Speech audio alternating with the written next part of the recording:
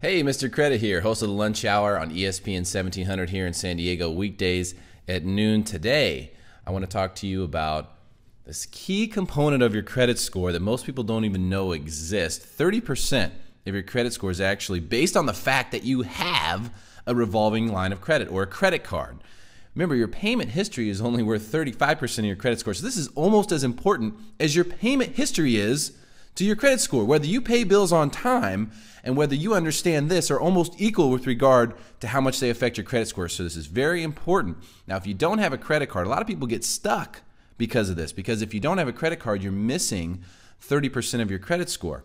And a lot of people who have credit scores in the high 500s and low 600s and can't get out of that range is because they never get a revolving line of credit, and you're missing a huge chunk of your score if you don't have it.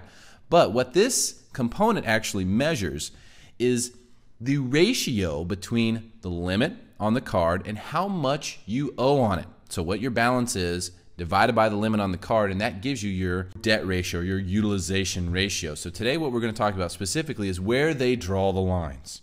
What are the key levels for credit card balances affecting credit scores? So we know it's 30% of your credit score. We know what it measures. Now, how is it calculated? First of all, the way it's calculated is just this simple.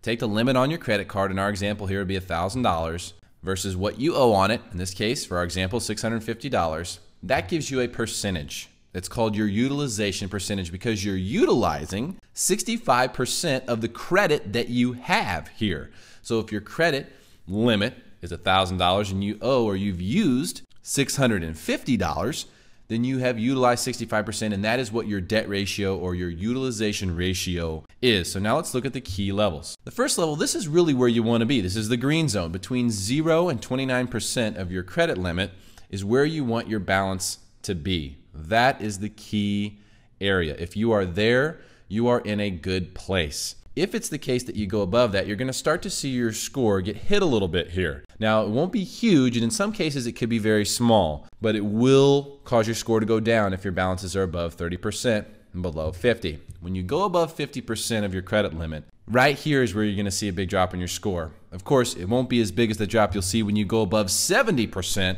of your credit limit, but it will be a big one. The 70% level is one where we have noticed a huge drop in credit scores. And keep in mind, you're not going to see any of this stuff in any books anywhere or online. This is what I've personally experienced in helping thousands of people to improve their credit and watching what actually happens. Not what they say is going to happen, but what actually happens to a credit score when we manipulate or pay down the credit card balances. Of course, the worst place you can be is over your credit limit. When that's the case, your score goes down drastically. Not only that, but they're going to tax you, nickel and dime you to death, hit you for fees. They're going to increase your interest rates, double your minimum payments. It's really a bloodbath once you get above that point, and you have to make sure this never happens.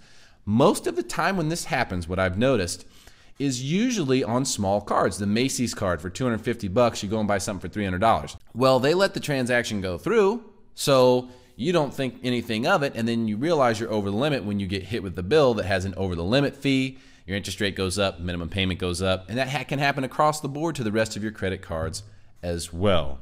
What's really important to keep in mind here is the trick. Now, you know what the trick is. Remember how this works. Let's say if your statement ending date is 4/15/2011. Well, the information from that statement gets reported to the bureaus the next day. So by the time you get the bill, which is several days later, the balance on your credit card has already been reported to the bureau. So if you pay it down after you get the statement, it's important that you don't use it again until the next statement if you want that amount to be what's actually calculated for your credit score. So the way that you can get around this is you can make payments prior to the statement ending date. Remember, you are in control of your credit score if you know how the system works. And in this situation, if you want your statement ending balance to be a certain amount, in other words, if you want a certain dollar figure reported to the bureaus, you can completely control that. Just make sure you pay the balance down before the statement ending date in order to get the credit you deserve.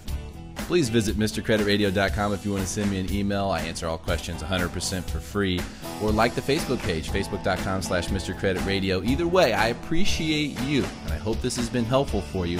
I want to make sure that you know all the things they don't want you to know so you can live the life that you deserve by having better credit, better business, and more fun in this one chance we get at this thing called life. This is Mr. Credit, over and out. We'll see you again soon.